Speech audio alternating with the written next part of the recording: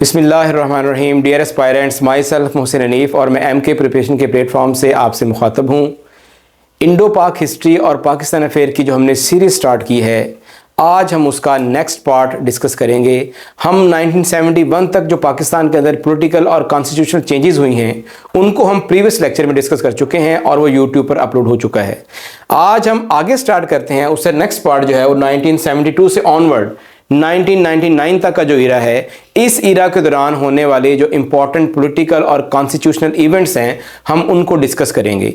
तो बेटा हम स्टार्ट करते हैं। हमारी फर्स्ट स्लाइड है राइट आफ्टर 1971 ट्रेजेडी। जैसा कि हम प्रीवियस लेक्चर में बात कर चुके हैं, 1971 में चंद नाआकवत अंदेश जर्नैल और पॉलिटिशियंस उनकी खुदगर्जी की वजह से और जमहूरियत को ना पहचानने और जमहूरियत की आवाज़ को ना सुनने की वजह से पाकिस्तान ने उसका जो खमियाजा भुगता है, जिसके नतीजे में पाकिस्तान का एक बाजू जो है वो काट कर बांग्लादेश की सूरत में अलहदा कर दिया गया और पाकिस्तान को जो है वो दो लख्त कर दिया गया 1971 के अंदर। मुसलमान हिस्ट्री के अंदर, मुस्लिम हिस्ट्री के अंदर इतनी बड़ी तादाद में किसी भी लश्कर ने, किसी भी मुसलमान फ़ौज ने आज तक सरेंडर नहीं किया। 16 दिसंबर 1971 एक स्याह दिन था जब 37,000 पाकिस्तानी फ़ौज जिन्होंने इंडियन आर्मी के सामने जो है वो सरेंडर किया अमीर अब्दुल्ला ख़ान, जनरल अमीर अब्दुल्ला ख़ान नियाज़ी की क़यादत में। ये दाग आज तक जो है वो पाकिस्तान की पेशानी पर मौजूद है। हम आज के लेक्चर में डिस्कस करेंगे कि 1971 के बाद जो है वो पाकिस्तान के पॉलिटिकल हिस्ट्री क्या रुख अख्तियार करती है। तो हम देखते हैं 1971 के बाद जो जुल्फ़िकार अली भुट्टो है उनको जो है वो चूँकि उस वक्त पाकिस्तान की प्रॉपर जो एक लीगल क़यादत मौजूद नहीं थी और जुल्फ़िकार अली भुट्टो मगरबी पाकिस्तान के अंदर मेजॉरिटी हासिल कर चुके थे, तो उनको जो है वो सिविल मार्शल लॉ एडमिनिस्ट्रेटर जो है वो मुकर्रर कर दिया जाता है और साथ में पाकिस्तान का प्रेसिडेंट भी। अब यहाँ पर याद रखिएगा 1971 के बाद, 1971 की वॉर के बाद जुल्फ़िकार अली भुट्टो को पाकिस्तान का चीफ मार्शल लॉ एडमिनिस्ट्रेटर और साथ में प्रेसिडेंट जो है वो बना दिया जाता है। और साथ ही जो है वो 1973 के कॉन्स्टिट्यूशन पर जो है वो काम शुरू कर दिया जाता है, क्योंकि उस वक्त पाकिस्तान के पास कोई आइन नहीं है। 1962 का आइन ख़त्म कर दिया गया है, पाकिस्तान दो टुकड़े हो चुका है और रियासत इस वक्त जो है वो बेसरोसमानी और एक यतीम बच्चे की तरह खड़ी है जिसके पास अपना कोई आइन नहीं है। तो मिस्टर भुट्टो के क्रेडिट पर एक बड़ा इंपॉर्टेंट कारनामा है कि उन्होंने पाकिस्तान को 1973 के कॉन्स्टिट्यूशन की सूरत में एक आइन, एक मुतफिक का आइन दिया जिस पर आज तक पूरी कौम जो है वो यकजा है। 25 member committee appointed by the national assembly, जो नेशनल असेंबली पाकिस्तान की उस वक्त थी जिसमें मेजॉरिटी पीपल्स पार्टी थी, उन्होंने 25 मेंबर की एक कमेटी बनाई जो कि ड्राफ्ट करती है कॉन्स्टिट्यूशन को। और इस कमेटी के जो सरबराह थे वो महमूद अली कसूरी थे। Mahmud Ali Kasuri was the leader of that committee which was appointed, which was given a task to draft the 1973 constitution. Next देखें जी, 1973 कॉन्स्टिट्यूशन का हम देखते हैं जी कुछ इसके इंपॉर्टेंट इसके पॉइंट्स क्या हैं। 1973 कॉन्स्टिट्यूशन जो है ये नेशनल असेंबली इसको पास करती है 10 अप्रैल 1973 को।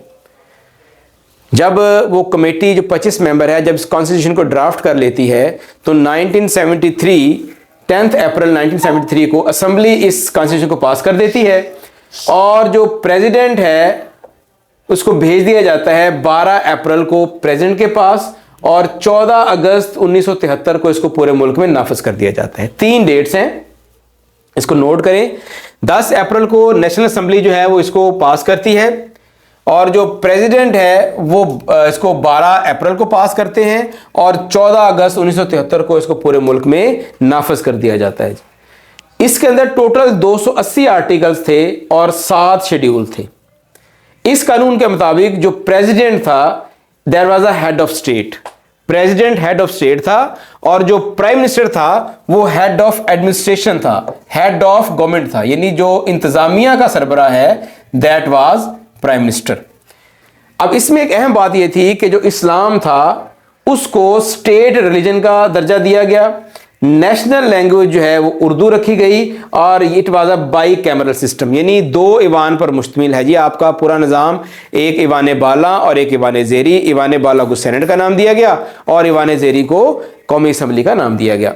जुल्फ़िकार अली भुट्टो जो है वो इस आइन के तहत पाकिस्तान के पहले प्राइम मिनिस्टर बनते हैं और mister Fazal Ilahi Chaudhry, he was the first president of Pakistan under the constitution of 1973। Next चलते हैं जी।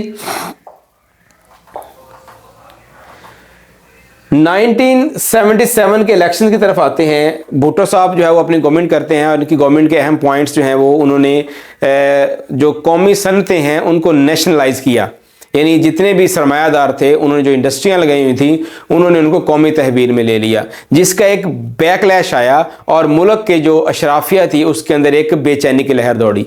तो इसके साथ साथ कुछ लिबरल जो पॉलिसीज़ थी उनका भी नतीजा था कि पाकिस्तान की जो अशराफिया है और जो मजहबी क़यादत है वो भुट्टो साहब के ख़िलाफ़ होती गई।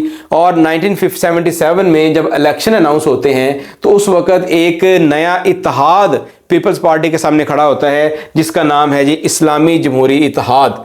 ये जो दरमियान वाला साइन है ये इस्लामी जमहूरी इत्तेहाद, सॉरी पाकिस्तान नेशनल अलायंस, इस्लामी जमहूरी इत्तेहाद नहीं, पाकिस्तान नेशनल अलायंस PNA। ये 9 जमातों का एक इत्तेहाद था जिसके अंदर जो है वो कुछ दाएं बाजू की जमातें थी, कुछ बाएं बाजू की जमातें थी और कुछ सरमायादार लोग भी इसके अंदर शामिल थे। और इन्होंने एक इत्तेहाद बनाया पीपल्स पार्टी के ख़िलाफ़ ताकि वो भुट्टो को हुकूमत से हटा सकें और उनकी जो पॉलिसीज़ हैं उनको जो है वो ख़त्म किया जा सके। लेकिन भुट्टो साहब किसी और ही मूड में थे। अब तारीख ये बताती है कि उस इंतखाबात में बदतरीन धांधली की गई। छांगा मांगा की जो सियासत है, जो छांगा मांगा के अंदर धांधली है, वो जो वर्ड है, जो एक टर्म है, वो उसी इलेक्शन से निकली है। कहा जाता है जी कि छांगा मांगा के अंदर जो है वो बैलेट बॉक्सेस को ले जाया गया और वहाँ पर उसको भरा गया, जिसके नतीजे में भुट्टो को जो है वो 2/3 मेजोरिटी यानी 155 सीट्स दे दी गई। तो इसके रिजल्ट देखें कि पीपल पार्टी ने ऑफिशियली जो रिजल्ट है वो 155 सीट्स ली, PNA ने 36 सीट्स ली और PMLQ जो है उन्होंने 1 सीट हासिल की।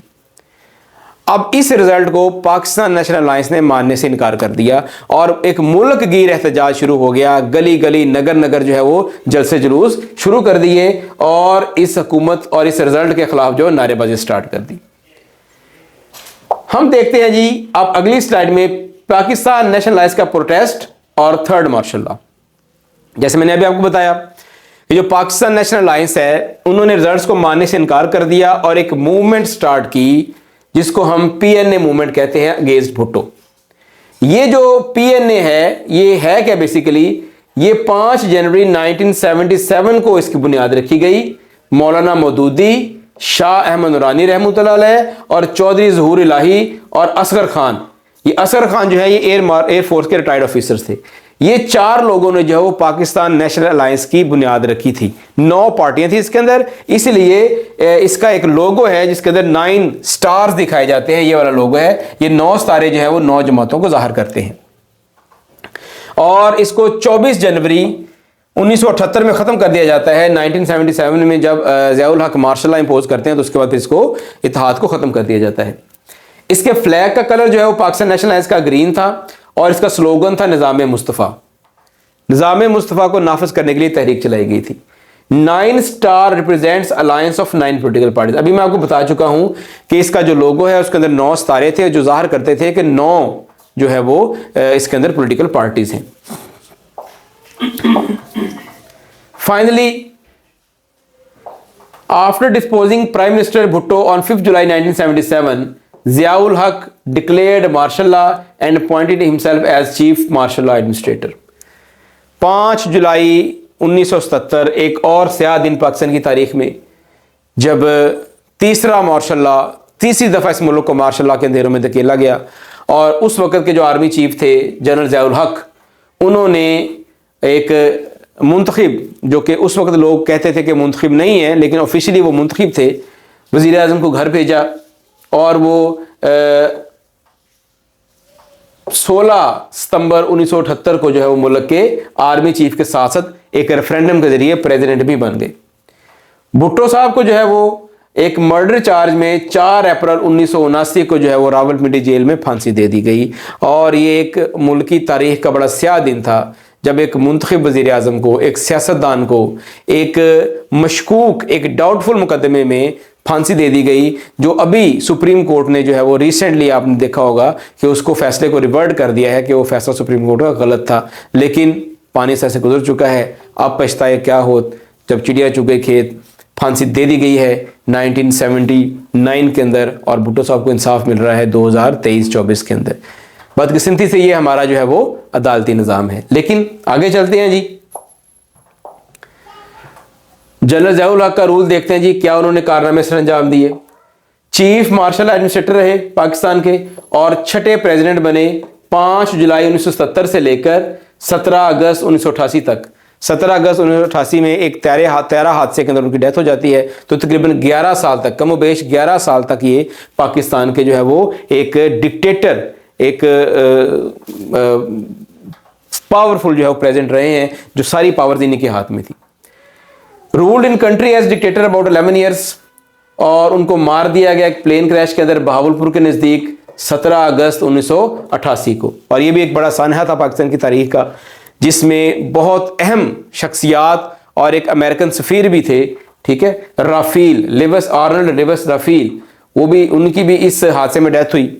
इसके अलावा जनरल अख्तर अब्दुल रहमान बहुत इंपॉर्टेंट पर्सनैलिटी हैं पाकिस्तान आर्मी की, जो कि मोहतमिद समझे जाते थे जनरल ज़िया के, उनकी भी डेथ हुई। और पिछले लेक्चर में मैंने आपको बताया था कि ब्रिगेडियर सदीक सालक ने एक किताब लिखी है विटनेस टू सरेंडर, वो भी इसी हादसे में भी उनकी डेथ हुई थी, ब्रिगेडियर सदीक सालक की।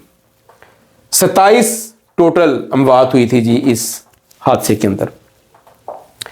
नेक्स्ट देखें 1985 जनरल इलेक्शन। ये जो इलेक्शन होते हैं सदर ज़िया साहब करवाते हैं नॉन पार्टी बेस पे, यानी कोई भी पॉलिटिकल पार्टी सियासत में हिस्सा नहीं ले सकती, इलेक्शन में हिस्सा नहीं ले सकती। तमाम जो कंटेस्टेंट हैं वो आज़ाद उम्मीदवार की हैसियत से इलेक्शन लड़ेंगे। 207 सीट थी 207, वो सारी के सारी इंडिपेंडेंट्स ने जीत ली और मोहम्मद खान जुनेजो थे, उनको पाकिस्तान का जो है वो प्राइम मिनिस्टर इलेक्ट किया गया। फिर 29 मई 1988 को जो प्राइम मिनिस्टर हैं जुनेजो, उनको डिसमिस कर दिया जाता है प्रेसिडेंट ज़िया की जानिब से और उन पर चार्जेस लगाए जाते हैं कि वो इनकॉम्पिटेंट हैं और मुआशी लिहाज से मुल्क को बेहतर तरीके से नहीं चला सके। तो इसलिए उन्होंने 29 मई 1988 को जनरल ये जो आपके जुनेजो हैं प्राइम मिनिस्टर पाकिस्तान, उनको भी जो है वो डिसमिस कर दिया जाता है। 1988 में जब भुट्टो साहब की डेथ होती है तो फिर बेनज़ीर आती है मुल्क वापस, जो कि पाकिस्तान के वज़ीर आज़म जिनको 79 में फांसी दे दी गई थी, जुल्फ़िकार अली भुट्टो उनकी साहबजादी थी, ऑक्सफोर्ड की बड़ी पढ़ी लिखी और बड़ी जो है वो डायनेमिक पर्सनैलिटी थी। वो लाहौर आती हैं और 10 अप्रैल 1986 को वो 10 साल के बाद वो लाहौर आती हैं और उनकी अराइवल पर जो है वो एक बहुत ज़बरदस्त क्राउड जो है वो उनका इस्तकबाल करता है। 1988 का लाखों लोग जो हैं वो उनको ग्रीट करने के लिए आते हैं। अच्छा जी, इसके बाद क्या होता है, it was a dramatic demonstration of her popularity and public's desire for change.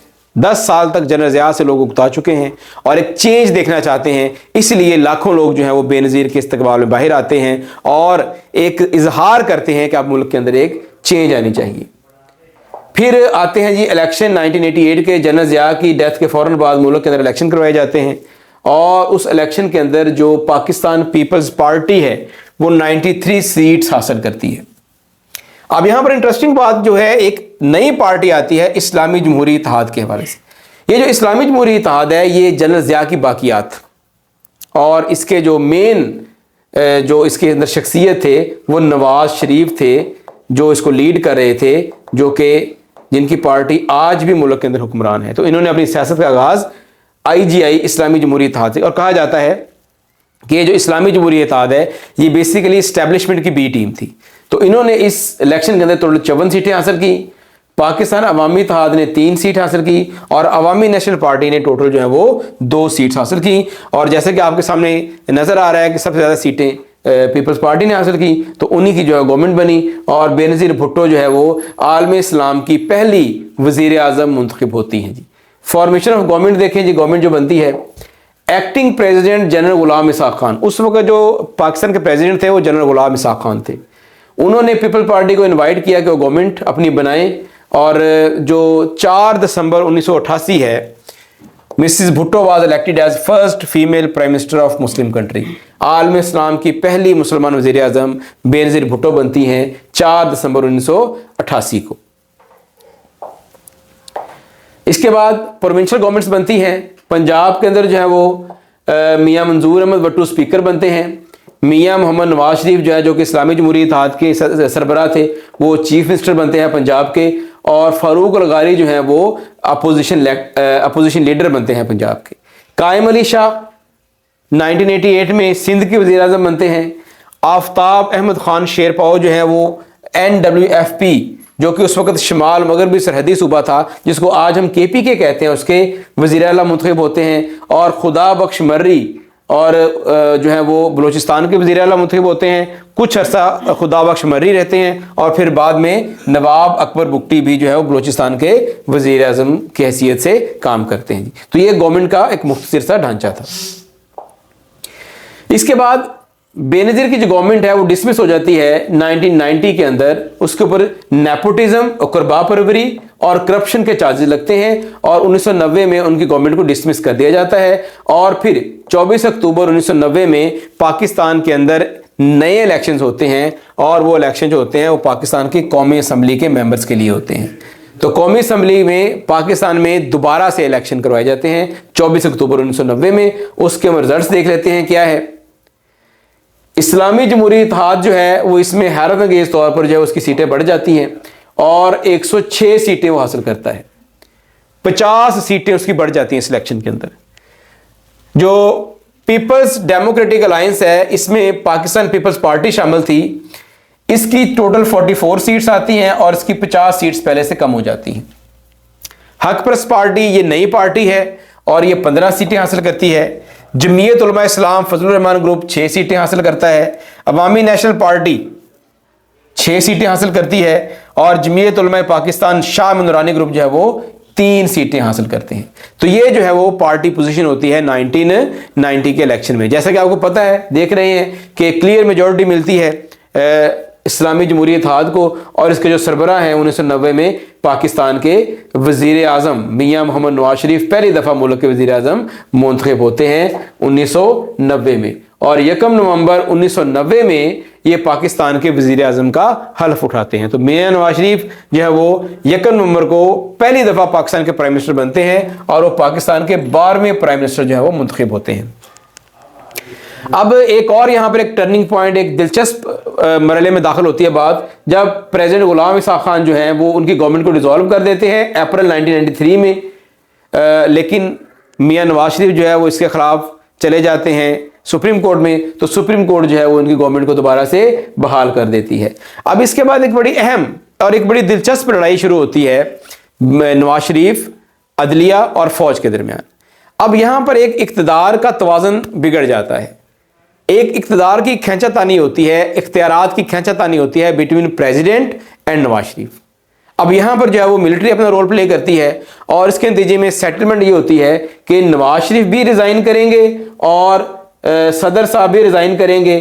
ठीक है जी। जुलाई 1993 में दोनों जो है वो अपने ओहदे से रिज़ाइन कर देते हैं, और मुल्क को जो है वो दोबारा इलेक्शंस का सामना करना पड़ता है। तो देखते हैं जी हम 1993 के इलेक्शंस का क्या हाल है जी। जनरल इलेक्शन जो है वो 1993 में होते हैं जी। तो अब यहाँ पर एक और अहम बात जो है कि जो इस्लामी जमहूरियत इत्तेहाद है वो ख़त्म हो जाता है, और उसके नतीजे में मियाँ नवाज शरीफ जो है वो अपनी पार्टी मुस्लिम लीग नून PMLN, तो पहली दफ़ा PMLN 1993 के इलेक्शंस में आई थी, इसको नोट कर लीजिए। वो जो है वो एज ए सेपरेट पार्टी जो मियाँ नवाज शरीफ इलेक्शन में हिस्सा लेते हैं। अब जो केयर टेकर प्राइम मिनिस्टर हैं दैट वाज मोइनुद्दीन अहमद कुरैशी, ये पाकिस्तान के केयर टेकर प्राइम मिनिस्टर थे, और इसमें जो पीपल्स पार्टी जो है वो ज़्यादा सीट्स जीतती है एज कम्पेयर टू PMLN। और जो मिसिस भुट्टो हैं वो दोबारा दूसरी दफ़ा मुल्क की जो है वो प्राइम मिनिस्टर जो है वो मुंतखब होती हैं। Dismissal of second government of Benazir, Benazir की जो सेकंड गवर्नमेंट है वो 1996 में डिसमिस कर दी जाती है। अब इसमें जो है वो सेवरल इश्यूज थे। एक तो जो है वो उनके जो भाई थे मुर्तज़ा भुट्टो, उनकी असैसिनेशन होती है और उनका जिम्मेदार उनके हस्बैंड आसिफ अली जरदारी को ठहराया जाता है। इसके अलावा रिश्वत के स्कैंडल्स आते हैं, उनके हस्बैंड के ऊपर जो मिस्टर 10% के जो है वो एक चार्ज लगता है कि वो कमीशन लेते हैं जी, और करप्शन के चार्जेस हैं। और इस चार्जेस को मद्देनजर रखते हुए जो फारूक अहमद लगारी हैं वो उनकी गवर्नमेंट को 1996 में डिसमिस कर देते हैं। तो खुलासा ये है कि बेनज़ीर की जो गवर्नमेंट है वो करप्शन के चार्जेस की वजह से जो है वो डिसमिस कर दी जाती है, और 1996 में जो है वो 97 में मुल्क के अंदर जो है वो दोबारा इलेक्शन होते हैं जी। 1997 3 फरवरी 1997 को पूरे मुल्क में दोबारा से इलेक्शन होते हैं, कौमी असम्बली के भी और सूबाई असम्बली के भी। इस वक्त जो पाकिस्तान के केयर टेकर प्राइम मिनिस्टर हैं वो मलक मिराज खालिद बनते हैं। Malik Miraj Khalid became the caretaker prime minister, और इसमें पीएमएलएन एक लैंडस्लाइड विक्ट्री 2/3 मेजोरिटी के साथ पूरे मुल्क में स्वीप करती है। ज्यादातर इलेक्टेबल्स जो हैं वो पीएमएलएन के साथ होते हैं, और ये पीएमएलएन जो है वो पूरे पाकिस्तान में स्वीप करती हुई 2/3 मेजोरिटी जो है वो हासिल कर लेती है। इसके रिजल्ट्स को देखते हैं जी। पीएमएलएन जो है वो 137 सीट्स के साथ, और जो बेनज़ीर भुट्टो है पीपल पार्टी वो 18 सीट के साथ। तो टोटल सीट्स जो पीएमएलएन को मिलती हैं 137 मिलती हैं, और बेनज़ीर भुट्टो को जो है वो 18 सीट्स मिलती हैं, और वेरी क्लियर मेजोरिटी जो है वो नवाज शरीफ साहब के हक में है, और वो 2/3 मेजोरिटी के साथ अपनी गवर्नमेंट जो है वो मरकज़ में भी और पंजाब में बनाते हैं। मरकज़ में वो खुद वज़ीर आज़म बनते हैं, जबकि पंजाब में उनके जो भाई हैं मियाँ शहबाज शरीफ वो वज़ीर आला का ओहदा संभालते हैं। Important political moves Nawaz Sharif की तरफ से क्या है जी? 13 अमेंडमेंट ये पास करते हैं, और ये सदर के उन इख्तियारात को ख़त्म कर देते हैं जिनकी बुनियाद पर वो कौमी असम्बली को तहलील कर सकते हैं। तो इस तरह 2/3 मेजोरिटी का सबसे पहला जो वो बेनिफिट लेते हैं वो अपनी गवर्नमेंट को स्टेबलाइज करने के लिए लेते हैं, ताकि सदर की तरफ से उनको कोई ख़तरा ना हो।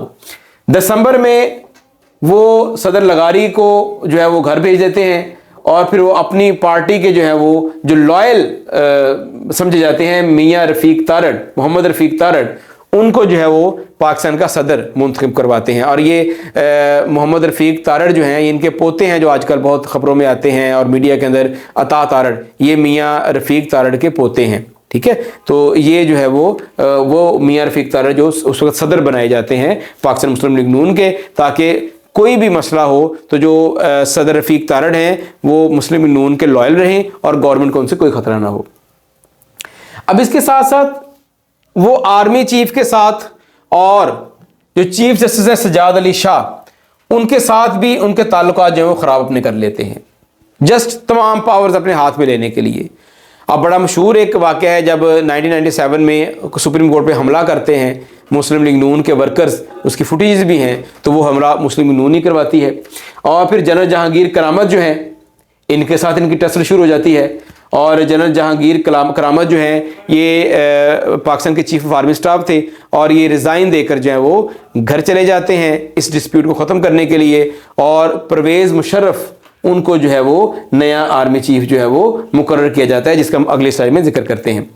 इसके बाद एक और अहम चीज़, in order to gain absolute power, वो क्या करते हैं, एक शरीयत बिल के नाम पर एक नया कानून लाने की कोशिश करते हैं, जिसमें उनको अमीरुल मोमिनीन जो है वो बनाने की बात होती है, और ये मूव होती है 28 अगस्त 1998 को। बदकिस्मती से ये बिल पास नहीं हो सका। ठीक है, उसके फ़ौरन बाद जो मुशर्रफ साहब इसकी गवर्नमेंट को ख़त्म कर देते हैं। ठीक है, तो आगे हम देखते हैं जी कि और इस गवर्नमेंट में क्या इंपॉर्टेंट चीज़ें हैं।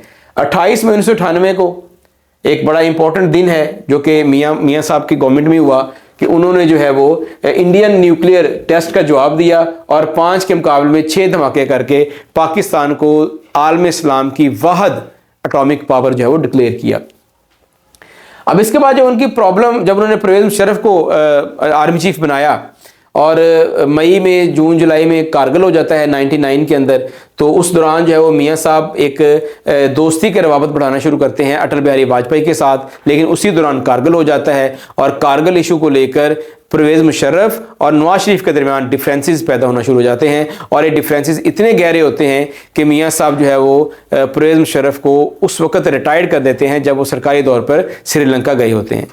तो इस दौरान जो है वो पाकिस्तान आर्मी हरकत में आती है और मियां मोहम्मद नवाज शरीफ की गवर्नमेंट जो है 12 अक्टूबर 1999 को वो ख़त्म कर दी जाती है और उनको गिरफ्तार कर लिया जाता है। और जो परवेज़ मुशर्रफ हैं वो 12 अक्टूबर 1999 को पाकिस्तान के जो हैं वो एक नए हुक्मरान डिक्लेयर हो जाते हैं। अब यहाँ पर बड़ी इंपॉर्टेंट बात यह है कि जो परवेज़ मुशर्रफ हैं वो मार्शल लॉ नाफिज नहीं करते, वो जस्ट 1973 के कुछ पॉइंट्स को डिसमिस मुअत्तल कर देते हैं, लेकिन मुल्क के अंदर as a chief martial law administrator हुकूमत नहीं संभालते, बल्कि वो अपने आप को चीफ एग्जेक्टिव कहलवाते हैं कि वो उन मुल्क के नए चीफ एग्जेक्टिव हैं।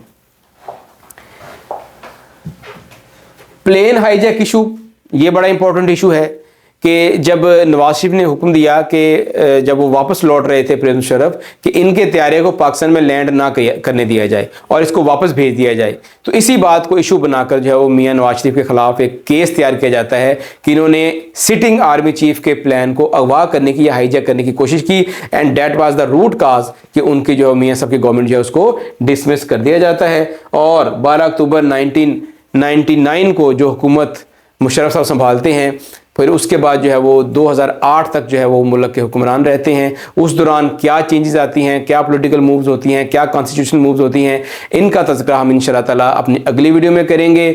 अगर आपने अभी तक MK प्रिपरेशन के चैनल को सब्सक्राइब नहीं किया तो उसको ज़रूर सब्सक्राइब कर लें और बेल आइकन के बटन को ज़रूर प्रेस कर लें ताकि हर नई आने वाली वीडियो आप तक पहुँचती रहे। अब मुझे दीजिए इजाज़त, अगली वीडियो के साथ दोबारा हाजिर होंगे। अल्लाह हाफिज़।